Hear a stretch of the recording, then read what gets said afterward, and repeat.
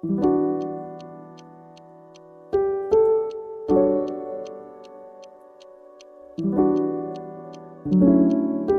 you take a step back and, look at the world map right now, it's a strange picture. A real paradox, isn't it? It is, because on one hand, we are technically in a period of what they call great power peace. Right.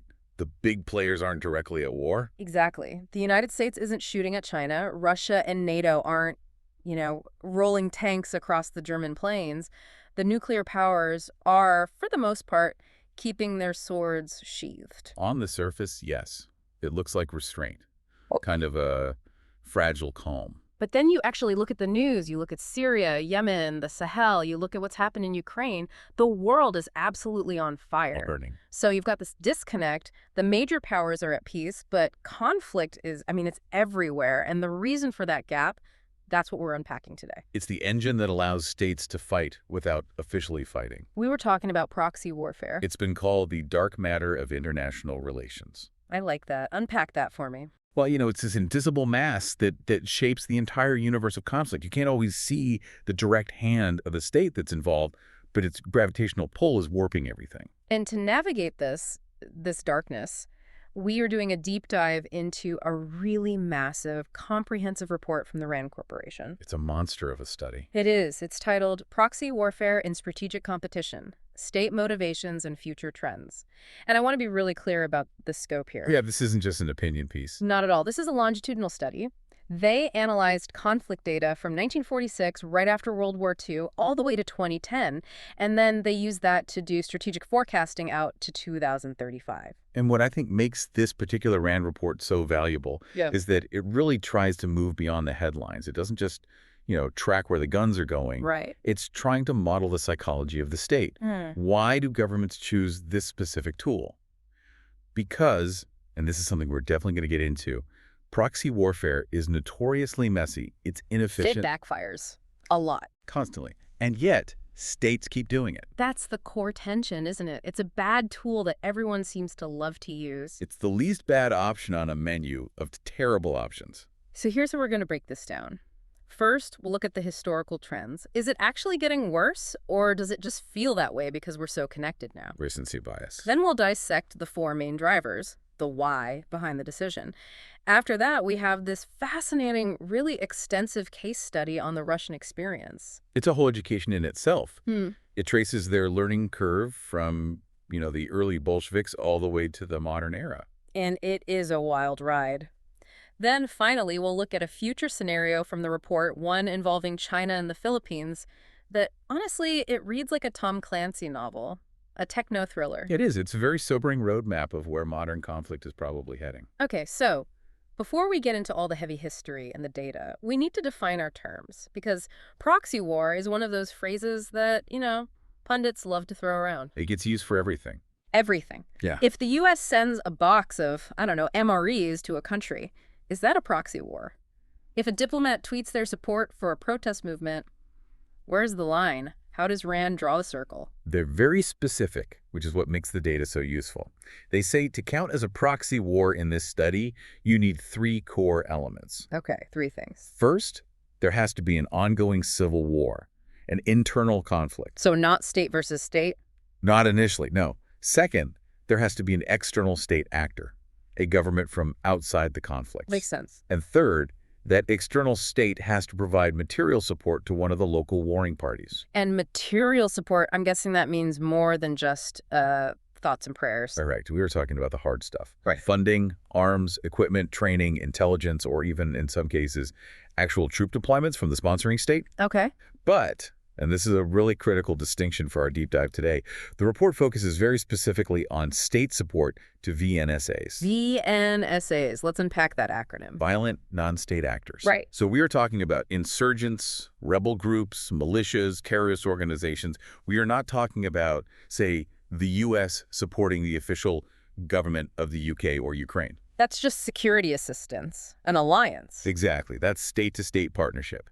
This is about a government secretly or sometimes openly arming a non-state group. The goal is usually to overthrow or destabilize another country's regime. So this really is about the hand inside the puppet. Yeah. It's about leveraging the scrappy underdog or maybe the terrorist cell, depending on your Yeah, perspective. do the fighting for you. Yeah. Precisely. It's the difference between formal alliance warfare, which is, it's regulated by treaties and international law, and the murky, completely unregulated world of insurgency. Okay, so with that definition in mind, let's look at the timeline, because I feel like I see this everywhere now, which makes me think we're in a boom market for proxies. Is that just me, or does the data back that up? It is not just you. It's not recency bias. If you actually visualize the data figure S1 in the report, it looks like a suspension bridge. The suspension bridge. Okay. You have this massive, massive peak in the 1980s, a huge tower. Late Cold War, Afghanistan, Nicaragua, all that. The absolute climax of the Cold War, yes. And it was a perfect storm. You had the high tension between the superpowers, the U.S. and the Soviet Union, obviously, but you also had the context of decolonization. Right, the collapse of old empires. The European empires were collapsing all across Africa and Asia, and they left behind these weak states with very fragile governments. It was petri dish for proxy wars. Everyone was funding someone to try and grab power in that vacuum. And then the Berlin Wall comes down in '89. And the numbers plummet. The suspension bridge just dips, and it dips low. Throughout the 1990s and the early 2000s, state-sponsored proxy warfare dropped significantly. Why, though? What changed? The superpowers went home, essentially. The Soviet Union collapsed, and the U.S. became the sole hegemon, the unipolar moment. There wasn't a peer competitor to fight against in these little wars. But hold on, the 90s weren't peaceful. I mean, I remember the Balkans, Rwanda, the Congo. Those were incredibly violent conflicts. Unbelievably violent. But the sponsorship model changed. That's the key difference. In the 90s, the proxy wars that did happen were mostly local affairs. The report calls this the era of weak states supporting weak proxies. So it wasn't Washington versus Moscow anymore? No. Think about the wars in the Congo. It was often called Africa's World War.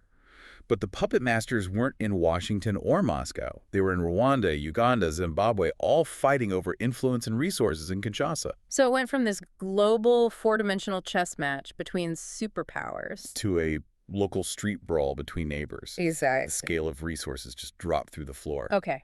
But the bridge goes back up, right? It does. And this is the resurgence part. Yeah. Post-2011, really kicking off with the chaos of the Arab Spring, that trend line shoots right back up. And the qualitative difference this time is who is back at the table. The major powers. The big dogs are back. Yeah. The U.S., Russia, Iran, China, Turkey, they're all in the game again. And because these major powers are involved, the lethality, the deadliness of these conflicts has skyrocketed. Well, when it was just local neighbors fighting, maybe you sent some old, rusty AK-47s across the border. Now, I mean, you're seeing rebel groups with advanced anti-tank guided missiles, sophisticated loitering munitions drones, and access to satellite intelligence. The playground is crowded again, and the toys are getting much, much more dangerous. That is the perfect way to frame it. The barrier to entry for high-end warfare has effectively been lowered because state sponsors are just handing out this advanced tech to non-state groups. Okay, so the trend is definitely ticking up. Now I want to get inside the heads of the decision makers. The report categorizes the why, the reason states do this, into four main drivers. It just seems like such a gamble. It is a massive gamble. You're trusting a group of rebels who have their own agenda, who might steal the money, who might just turn on you later. Why not just use diplomacy? Or if it's that important, why not send in your own army? It's a huge gamble. In economics, they call this the principal agent problem. The principal, the state sponsor, wants one thing. The agent, the rebel group, probably wants something slightly different. Their goals rarely align perfectly. So why take the risk? States take that risk for very specific reasons. The report breaks these down into motivations, which is why I want to do it, and opportunities, which is why I can do it. All right, let's start with the big one. The report says the number one driver is geopolitics. This is the bedrock. This is the foundation. Yeah. You can strip away all the ideology, the religion, the public rhetoric, and usually at the bottom you find these hard-nosed power dynamics. And the main goal here is what the report calls bleeding. Bleeding the rival. It sounds incredibly cynical, because it is. It's about making them suffer. It's about making them suffer, and it's effective. If your rival is tied down fighting a nasty insurgency in their own backyard, or in one of their key client states, they can't project power into your sphere of influence. You drain their blood, their treasure, their attention. It's the ultimate distraction technique. Look over there while I go do this over here. That's a big part of it. But this brings up a really crucial concept from the report called the security spiral. Okay, unpack that for us. What is a security spiral? The security spiral is how these things often start out defensively, but end up becoming incredibly offensive. It works like this. Let's say State A feels threatened by its neighbor, State B. Okay. State A decides, you know what, I need an insurance policy. I need options just in case things go bad. So they build a covert capability. What does that look like? Maybe it's a special forces unit, like Iran Quds Force, or a paramilitary branch of an intelligence agency, like the CIA's Special Activities Center. And their job is to cultivate relationships with foreign groups, just in case. It's a break glass in case of emergency kind of option. Precisely. But here's the problem. Once you build that infrastructure, once you have that capability, Yeah. the temptation to use it becomes overwhelming. You've got a hammer, so everything starts to look like a nail. Exactly. And of course, when State B sees you building up this capacity to meddle in their affairs, they feel threatened. So what do? They build their own. They build their own. And suddenly, both sides are actively trying to destabilize each other, all the while claiming it's purely for defense. So it becomes this self-fulfilling prophecy of conflict. Everyone is arming rebels to protect themselves, which just creates more instability and more wars. That's the spiral. It's a feedback loop of instability. Yeah. And it's very, very hard to get out of once you're in it. All right, let's look at driver number 2, economics. Now, my cynical brain, it goes straight to the movies. It's always about the oil, right? Or we're funding rebels to steal the diamonds or the lithium. You might be surprised. The report actually, for the most part, busts that myth. Really? For major powers, direct resource predation, stealing stuff, is rarely the primary driver. It definitely happens with smaller, more predatory states. Think of Charles Taylor in Liberia and blood diamonds. But for big powers like the US, Russia, or China, the economic driver is usually about something else. Cost efficiency. War on a budget. Seriously. Think about the cost of deploying just one American armored division for a single year. You have the logistics, the fuel, the salaries, the healthcare, the insurance, the wear and tear on the equipment. It runs into the billions of dollars. Billions with a B. Billions. Now, think about the cost of shipping, say, 500 crates of rifles, and paying a monthly stipend to a local militia commander. It's a rounding error in the Pentagon's budget. It's not even a rounding error. It's the discount aisle of warfare.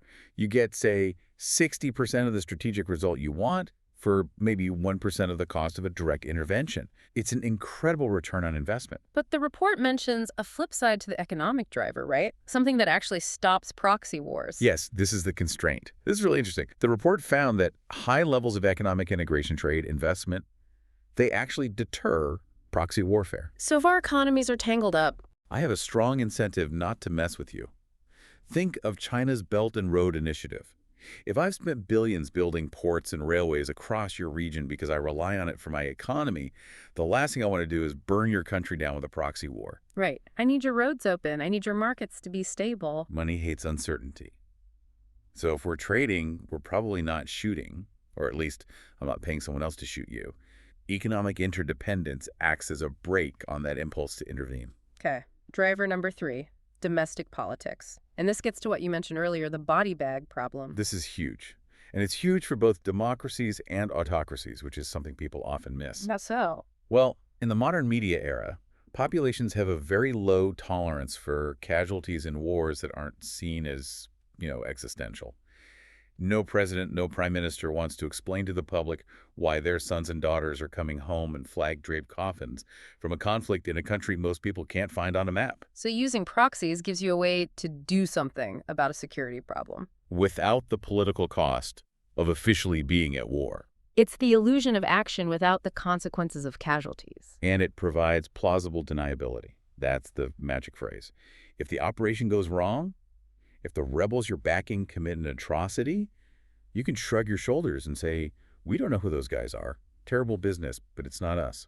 We saw a version of this with the Little Green Men in Crimea back in 2014. A perfect example.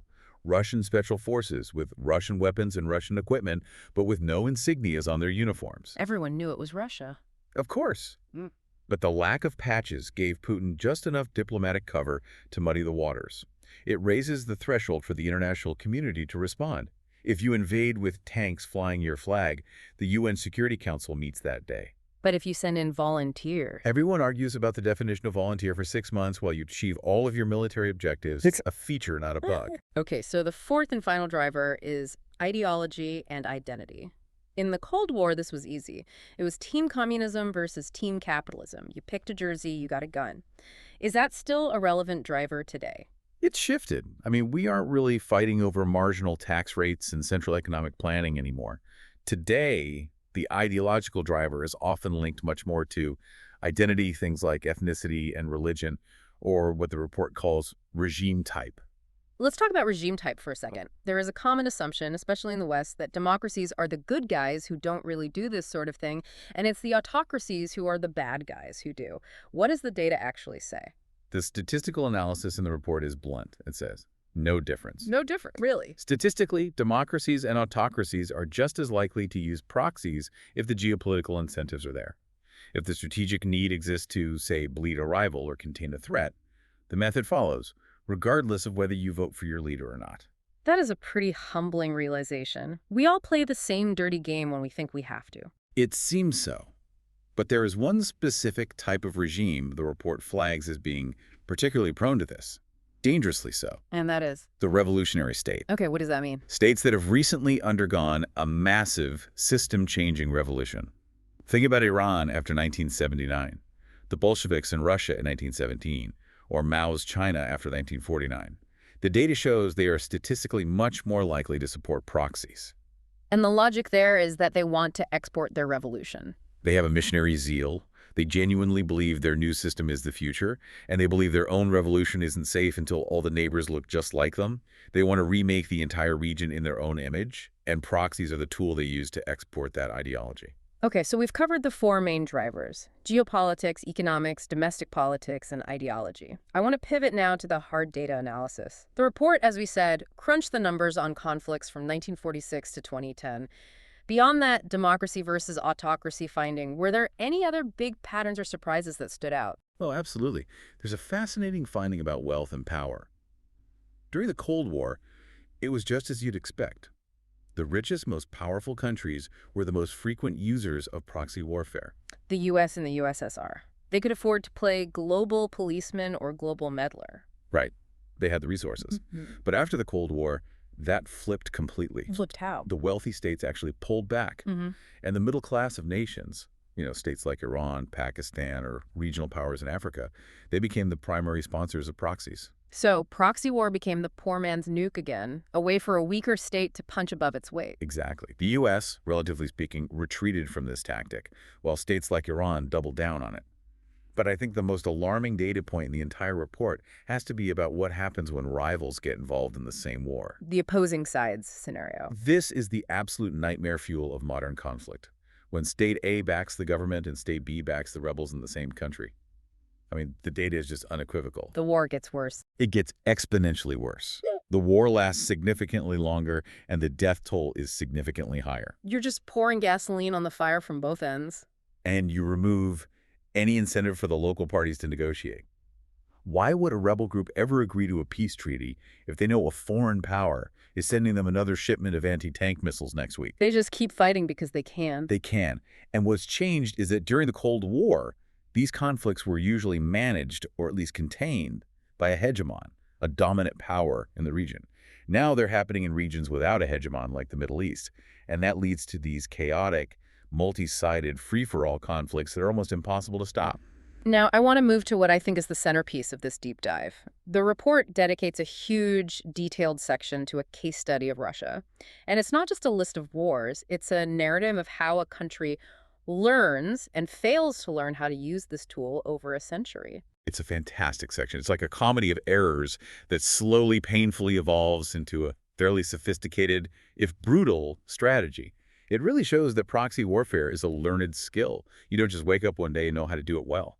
So let's go back to the beginning. 1919, the Bolsheviks have just taken power in Russia. They are the ultimate revolutionary state we were just talking about. Their goal isn't just to rule Russia, it's world revolution. And they set up an organization to do this, right? The Comintern. The Communist International. Its entire purpose was to coordinate and fund communist movements around the globe, to ignite fires everywhere. But those early years, they were defined by Frankly, sheer incompetence and paranoia. So give me the headline example of this failure. It has to be China in the 1920s. This is a tragedy of almost Shakespearean proportions. What happened? So Moscow wants influence in China, but they don't trust the brand new Chinese Communist Party to do it alone. They think the Chinese Communists are too weak, too disorganized. So Moscow forces them into an alliance, a united front, with the nationalists, the Kuomintang. The nationalists. But aren't they the natural enemies of the communists? That seems like a terrible idea. It was a catastrophic idea. But Moscow thought they were being clever. They thought they could manipulate the nationalist leader, Chiang Kai-shek. They sent him money, they sent him weapons, they sent him military advisors. They thought they were buying his loyalty. They thought they were the puppet master. They were sure of it. And Chiang Kai-shek, He took the help. he took the money, he took the guns, he used the Soviet advisors to train his army and consolidate his power. And then in 1927, once he was strong enough, he turned around and slaughtered the communists in the Shanghai Massacre. So Soviet strategy didn't just fail. It literally paid for the bullets that were used to kill their own ideological allies. It was a total unmitigated disaster, and it had a profound effect on Stalin. It made him incredibly cynical about foreign communists. He stopped seeing them as brothers in the struggle and started seeing them as either useful tools or, more often, dangerous liabilities. And this leads into what the report calls the stingy Stalin era. We have this image, from the Red Scare in the U.S., that Stalin was this puppet master behind every bush, funding every rebellion on Earth. That was absolutely the Western perception. But the reality, according to the Soviet archives, was that Stalin was extremely risk-averse after the China fiasco. He was terrified of provoking a direct war with the U.S. or Britain before the USSR was ready to fight one. Is there a key example of this caution? The Greek Civil War in the late 1940s. The Greek communists were actually in a pretty strong position, weren't they? They were close to winning. They were very strong. And they were begging Stalin for heavy weapons artillery, tanks, to finish the job. And Stalin said no. Flatly refused. But why? It seems like an easy win for the communist bloc. Because of a napkin. A napkin. A literal napkin. The famous percentages agreement he made with Winston Churchill in Moscow in 1944. They were carving up post-war Europe, and they scribbled on a napkin that Greece would be 90% in the British sphere of influence, while Romania would be 90% Soviet. And Stalin actually honored that. He honored that napkin. He let the Greek communists get crushed by British and American-backed forces because he valued his deal with the West more than he valued a communist victory in Greece. That is just cold, hard pragmatism. But they did have one major success in this era, didn't they? Czechoslovakia in 1948. Ah, yes. This is the masterclass in subversion. This is the model they would try to replicate later. They didn't invade. They didn't even start a full-blown civil war. They used the threat of proxy violence. How did they do that? They spent years infiltrating the police, the trade unions. They armed so-called action committees, basically communist militias. And then at the critical moment, they went to the democratic government and said, essentially, hand over power to us or we burn the country down. A hostile takeover from the inside out. The government folded without a shot being fired. It was a coup, but a coup backed by the credible threat of a proxy war. It showed them you didn't always need a full war to get the result you wanted if your subversion game was good enough. So Stalin dies, and Nikita Khrushchev comes in. The report calls this the adventurist era.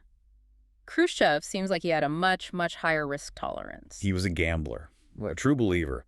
He fundamentally shifted the strategy from protect the USSR at all costs to project the USSR across the globe, and he changed the rules of the game. What rules? Under Stalin, you had to be a loyal Moscow-controlled communist party to get Soviet aid.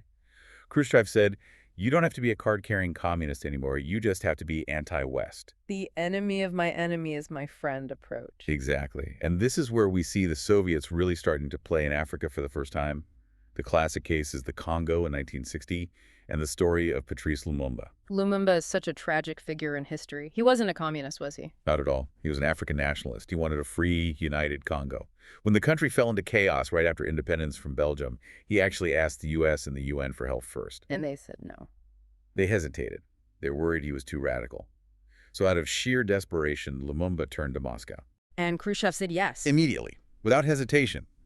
He sent planes, advisors, trucks, money. But the Soviets had no idea what they were doing.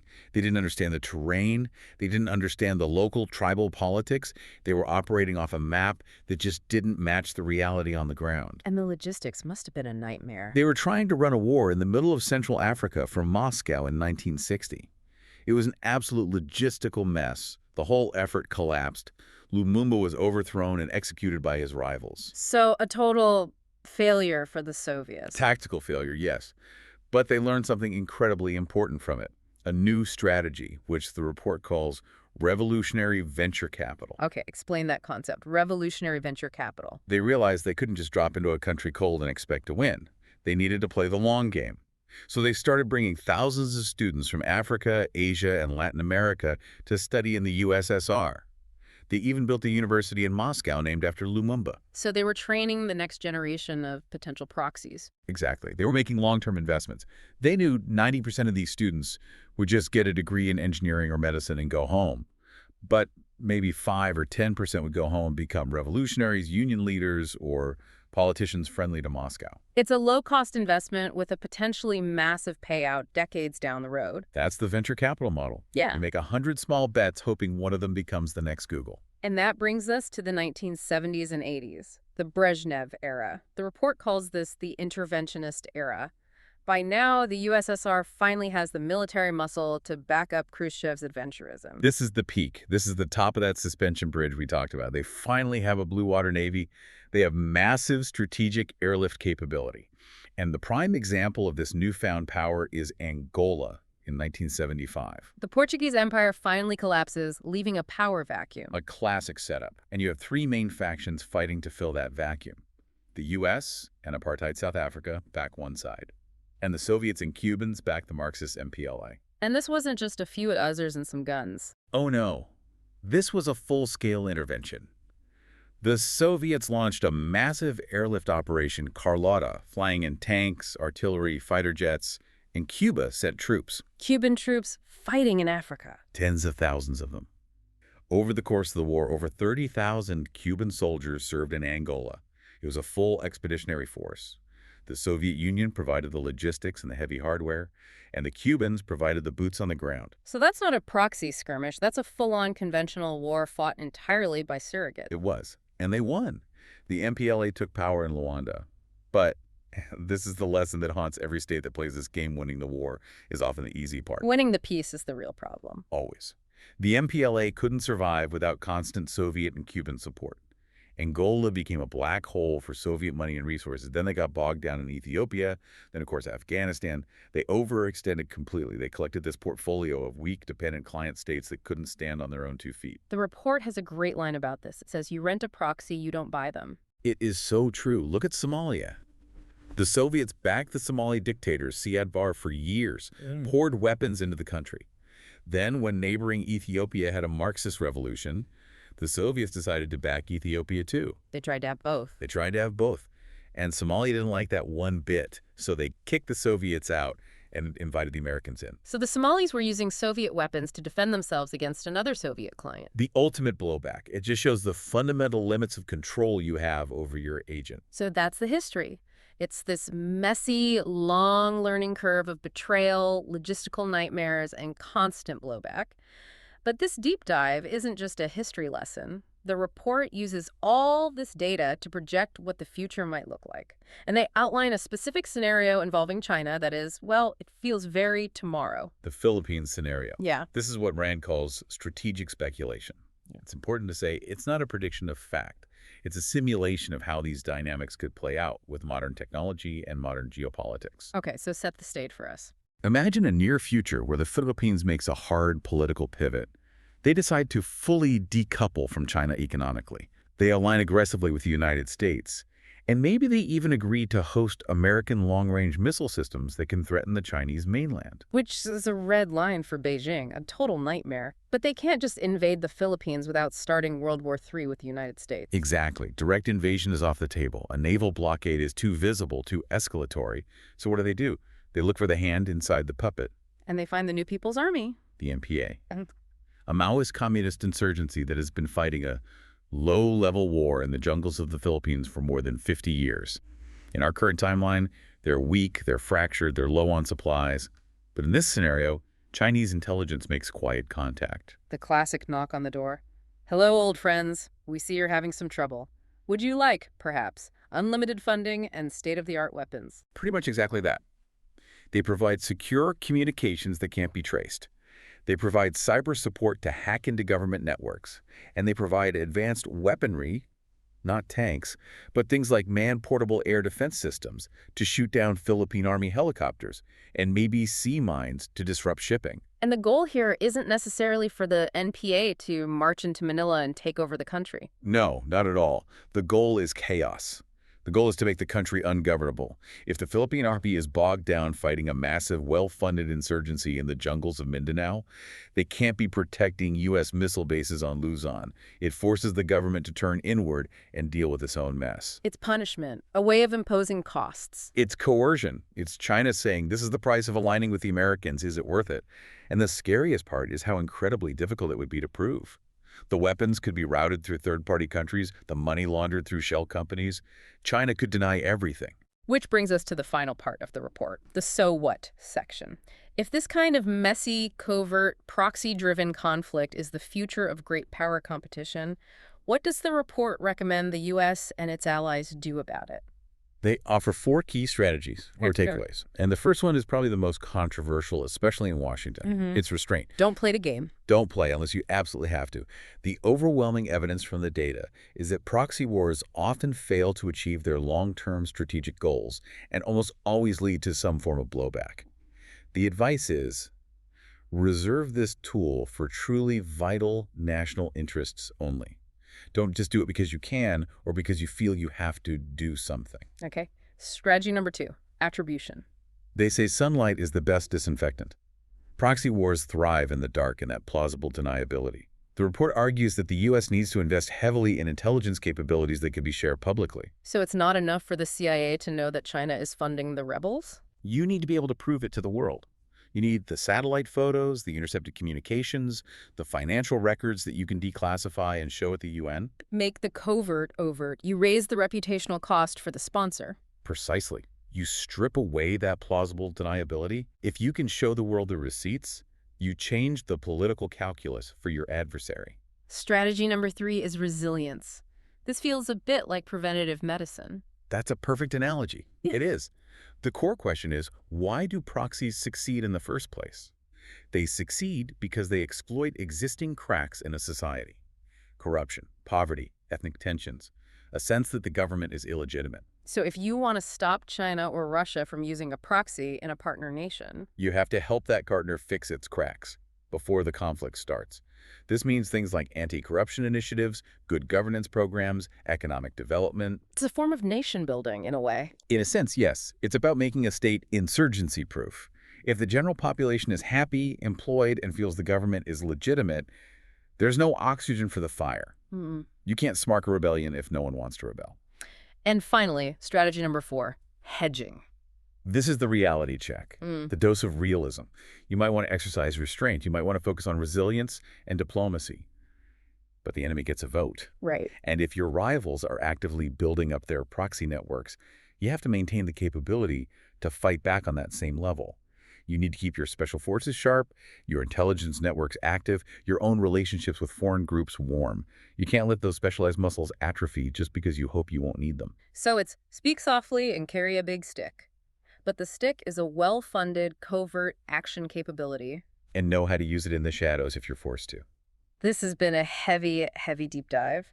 But I think it fundamentally changes how you look at the world map. You start to realize that those little conflict markers you see on the news, they aren't just local dust-ups. No, they're moves on a global chessboard. And that chessboard is getting more crowded and more complicated.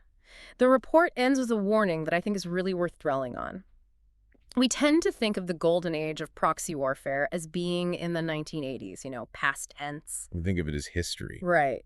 But the conditions today, the high level of major power competition, the proliferation of weak and failing states, the availability of new technologies like drones and cyber weapons, it all suggests we might be at the beginning of a new golden age. Or a new dark age, depending on your perspective. And the really disturbing thought the report leaves you with is about lead time. Yes, this is crucial.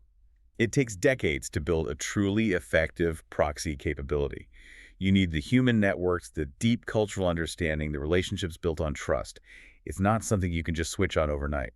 And the West, after the Cold War, largely dismantled those networks. We pivoted to large-scale counterterrorism. We did. Yeah. While our rivals, particularly Russia and Iran, They never stopped. they never stopped.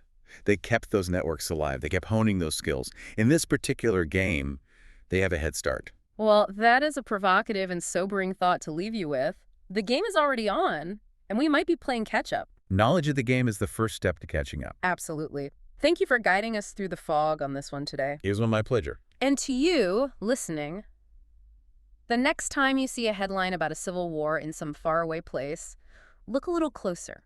Try to look for the strings, stay curious, stay informed, and we'll see you on the next Deep Dive.